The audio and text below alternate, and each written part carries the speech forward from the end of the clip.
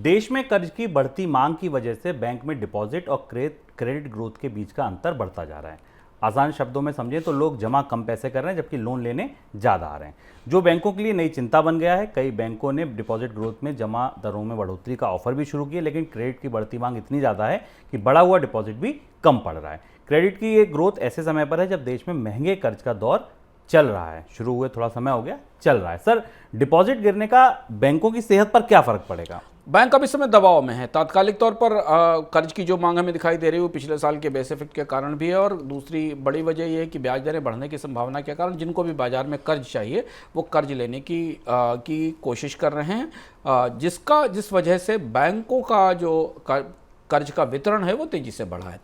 इसकी तुलना में बैंकों के पास डिपॉजिट्स बढ़ने चाहिए, और जो नंबर है वो चौंकाने वाला है। कर्ज की ग्रोथ रेट 15% है और डिपॉजिट की ग्रोथ रेट केवल 2.5% है, यानी 2.5% के आसपास, लगभग 3% से कम की डिपॉजिट ग्रोथ रेट है।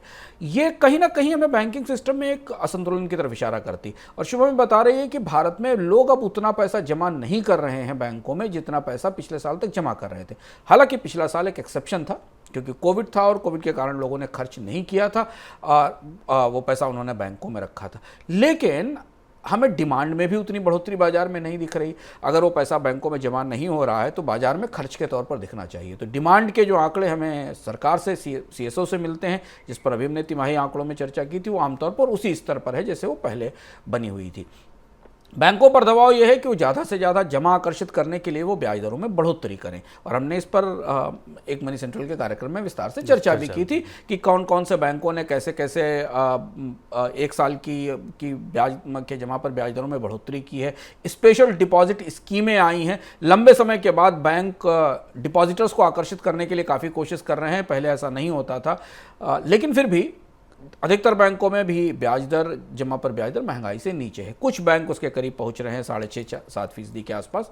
तो दो ट्रेंड हमें यहां से बनते दिखाई देते हैं। एक ट्रेंड हमें यह बनता दिखाई देता है कि अगर डिपॉजिट ग्रोथ रेट 2.5% से ऊपर नहीं गई तो बैंकों को और ज़्यादा ब्याज दरों में बढ़ोतरी करनी पड़ेगी, और शायद हम वो समय देख पाएं जब भारत में महंगाई दर के बराबर है उससे ज़्यादा ब्याज दर हो जाए अगर आने वाले समय में हमें दिखता। हालांकि उस हिसाब से ब्याज दर भी बढ़ती रहेगी क्योंकि आरबीआई रेपो रेट बढ़ाने जा रहा है।